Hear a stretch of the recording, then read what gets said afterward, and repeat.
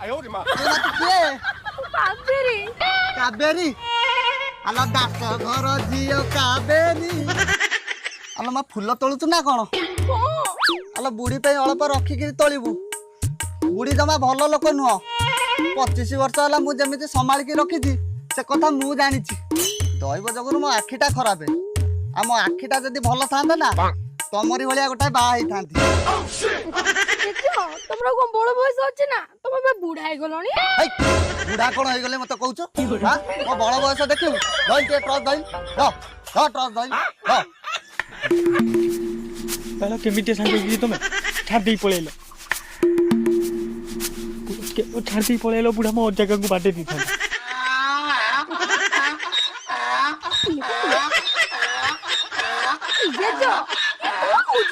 ଆଲୋ ତୁ ଜାଣିପାରୁନୁ ଏ ଦଣ୍ଡ ମାରୁଛି।